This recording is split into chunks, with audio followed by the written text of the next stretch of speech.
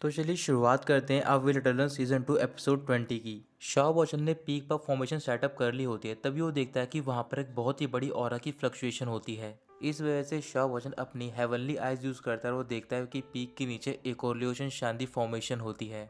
वो फॉर्मेशन इतनी पावरफुल होती है कि पूरी रेंज या कहें तो पूरे सेट को भी प्रोटेक्ट कर सकती है। तभी शाओ वॉचन को याद आता है कि जब वो पीक एल्डर से मिलने के लिए गया होता है तो फिर एल्डर ने उसे बताया होता है कि हमें जोंगमैन की हेल्प लेनी होगी, चाहे उसके लिए हमें कितना बड़ा प्राइस पे करना पड़े। फिर शाओ वॉचन को ब्लड सेक्ट का ऑरा फील होता है। जब वो अपनी साइड में देखता है तो फिर वहाँ पर चारों तरफ काले बादल छा गए होते हैं और रेड कलर का ऑरा होता है।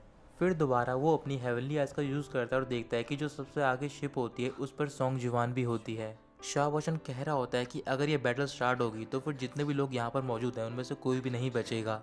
सॉन्ग जुवान, तुम्हें यहाँ पर नहीं आना चाहिए था। इधर ब्लड सेट की शिप पर जो एल्डर होते हैं सॉन्ग फैमिली के, वो एक एरे ओपन करते हैं। एरे ओपन होने के बाद सबसे पहले उसमें से बाहर आता है बूहुआ, जो कि ब्लड स्ट्रीम सेट का एक ट्रेजर होता है। फिर उसके बाद 1000 फेस डीमन और लास्ट में आता है नाइट पपेट। इधर दूसरी ओर लिंगशी सेट के जो एंसेस्टर होते हैं वो कह रहे होते हैं कि भले आखिर में ब्लड स्ट्रीम सेट जीत जाए, लेकिन लाइफ टाइम के लिए उनकी मेमोरी में एक पेन रह जाएगा। अगर वो हमारे सेक्ट से जीतना चाहते हैं तो फिर उन्हें हैवी प्राइस पे करना होगा। ये कहने के बाद वो भी एक एरे ओपन करते हैं और उसके अंदर से एक हुआ ट्राइपॉड और साथ में एक हेवनली हॉर्न स्वॉर्ड निकलती है। स्वॉर्ड को देखने के बाद शाओ वॉचन काफ़ी हैरान होता है और वो कह रहा होता है कि ये हमारे सेक्ट की फाउंडेशन है। तभी उसे दूसरी साइड से शोर सुनाई देता है। जब वो वहाँ पर देखता है तो फिर वहाँ पर एक बहुत ही बड़ा ब्लैक कलर का ड्रैगन होता है, जिसको शाओ वॉचन सीनियर मोलोंग कह रहा होता है। ड्रैगन को देखते ही नाइट पपेट मुस्कुराने लग जाता है। फिर वो आसमान में जाता है और ड्रैगन के सामने खड़ा हो जाता है। फिर जो ब्लड स्ट्रीम सेट के एंसेस्टर होते हैं वो सारे स्टूडेंट को ऑर्डर देते हैं कि वो अटैक करना स्टार्ट कर दें, और वो अटैक करना स्टार्ट कर देते हैं। लेकिन इधर से जो लिंगशी सेट के एंसेस्टर होते हैं वो अपना बैरियर तैयार करते हैं ताकि वो अटैक से बच सकें। अब दोनों सेक्ट में फाइट स्टार्ट हो गई होती है और एक दूसरे पर लगातार अटैक कर रहे होते हैं। लिंगशी सेक्ट की ओर से रॉक बीस्ट लड़ने के लिए आते हैं और वो बड़े बड़े माउंटेन उखाड़कर ब्लड स्ट्रीम सेक्ट की ओर फेंक रहे होते हैं। उन माउंटेन की वजह से कई सारी शिप ब्लड स्ट्रीम सेक्ट की टूट जाती हैं। फिर जो ब्लड स्ट्रीम सेक्ट के एंसेस्टर होते हैं वो अपने छोटे वाले नेटवर्क पर भेजते हैं ताकि वो लिंगशी सेक्ट की जो प्रोटेक्शन है उसे ब्रेक थ्रू कर सकें। करीबन 20 से 30 नाइट पपेट जाते हैं और वो सारे मिलकर उन रॉक डीमन को हरा देते हैं। इसके बाद वो लिंगशी सेक्ट के बॉर्डर में जाने की कोशिश कर रहे होते हैं, लेकिन फॉर्मेशन की वजह से वो अंदर नहीं जा पा रहे होते। फिर वो सारे मिलकर एक ही जगह पर लगातार अटैक करने लग जाते हैं ताकि वो फॉर्मेशन को ब्रेक कर सकें। इधर जो अंकल ही होते हैं वो बैटल में फ्रंट लाइन पर जा रहे होते हैं। तभी वो शाओ वॉचन को टेलीपैथी के थ्रू मैसेज सेंड करते हैं। अंकल ही शाओ वॉचन से कह रहे होते हैं कि तुम्हें अपना ख्याल रखना होगा। कुछ ही देर बाद जहां पर वो नाइट पपेट अटैक कर रहे होते हैं वो फॉर्मेशन उस जगह से ब्रेक हो जाती है। एक एक करके नाइट पपेट अंदर की ओर जाने की कोशिश कर रहे होते हैं, तो फिर जितने भी डिसाइपल होते हैं वो वहाँ पर पहुंचते हैं और उन सबको मारने लग जाते हैं। इसके बाद वहाँ पर एंसेस्टर भी आते हैं, क्योंकि जहाँ पे होल हुआ होता है फॉर्मेशन में उसे ठीक करने की कोशिश कर रहे होते हैं।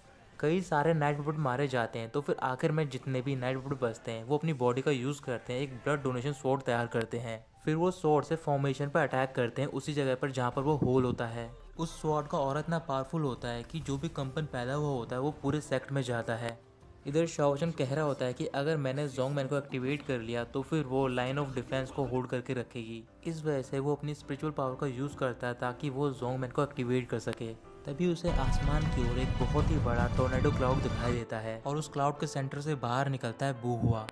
लिंगशी सेक्ट के एल्डर बूहुआ को देखकर उसे पहचान जाते हैं। फिर वो अपनी हेवनली स्वॉर्ड फ्रंट लाइन पर लेकर आते हैं। इधर से बूहुआ भी अपनी हेवनली स्वॉर्ड निकालता है और फॉर्मेशन पर अटैक करता है। दूसरी ओर से सारे एल्डर मिलकर अपनी स्पिरिचुअल पावर का यूज करते हैं हेवनली स्वॉर्ड पर, और वो बूहुआ की स्वॉर्ड से फाइट कर रहे होते हैं। शाओ वॉचन अभी भी जोंगमैन को एक्टिवेट करने की कोशिश कर रहा होता है, लेकिन अभी भी वो अनस्टेबल होती है। अचानक से एक ऑरा का ब्लास्ट होता है और तभी सारे डिसाइपल देखते हैं कि एरे में एक होल बन गया होता है। उस होल के थ्रू कई सारे डीमन सेक्ट में पहुंच जाते हैं और वो एक एक करके लिंक्स सेक्ट के जितने भी शिप होते हैं उन्हें बर्बाद कर रहे होते हैं। 1000 फेस डीमन भी अंदर आ गया होता है और वो एक एक करके लिंक्स सेक्ट के डिसाइपल को मार रहा होता है। शाओ वॉचन फ्रंट लाइन को देखने के लिए अपनी हेवनली आइज को यूज करता है। फ्रंट लाइन को देखने के बाद शाओ वॉचन कह रहा होता है कि तुम लोग एक दूसरे को क्यों मार रहे हो, तुम्हें ऐसा नहीं करना चाहिए। अगर ऐसा होता रहा तो फिर जितने भी लोगों के बारे में केयर करता हूँ वो सारे मारे जाएंगे। इस वजह से मुझे ये रोकना होगा। तभी शाओ वॉचन अपने डोची विंग्स निकालता है और वो फ्रंट लाइन की ओर जा रहा होता है। फ्रंट लाइन पे बूहुआ होल को और बड़ा करने की कोशिश कर रहा होता है, लेकिन जो एंसेस्टर होते हैं वो सारे मिलकर ट्राइपॉड का यूज करके उसे रोकने की कोशिश कर रहे होते हैं। अचानक से शाओ वॉचन उन दोनों के बीच में आ जाता है, तो फिर वो अपनी एक ब्लड ड्रॉप बूहुआ की तरफ फेंकता है। जैसे ही वो ड्रॉप बूहुआ की बॉडी को टच होती है तो फिर शाओ वॉचन उससे कह रहा होता है कि तुम यहाँ से चले जाओ, और बूहुआ उसकी बात मान जाता है। इसके बाद शाओ वॉचन फॉर्मेशन से बाहर निकल जाता है, तो फिर अंकल ली भी उसके पीछे चले जाते हैं। शाओ वचन बॉर्डर लाइन पे जाता है और अपनी स्पिरिचुअल पावर का यूज करके दोनों एंसेस्टर से कह रहा होता है कि प्लीज आप फाइट करना बंद कर दो। बा शाओजन को देखते ही सॉन्चे बोल रहा होता है कि तुम यहाँ पर अपनी मौत को ढूंढते हुए आ गए, और ये कहकर वो शाओ वचन की ओर जाने लग जाता है। सॉन्ग जुआन भी शाओ वचन की ओर देखकर अपने सारे डिसाइपल से कह रही होती है कि भले ये दूसरे सेक्ट की ओर से एक ट्रैप हो, लेकिन हमें किसी भी तरीके से शाओ वचन को मारना होगा। सारे डिसाइपल उसकी बात मान जाते हैं और वो अपनी स्पिरिचुअल स्वॉर्ड से अटैक करते हैं शाओ वचन पे। शाओ वचन गुस्से से ब्लड स्ट्रीम सेट की ओर देख रहा होता है और कह रहा होता है कि तुम सारे पीछे हट जाओ। ये सुनते ही सॉन्चे कह रहा होता है कि तुम कौन होते हैं हमें ऑर्डर देने वाले।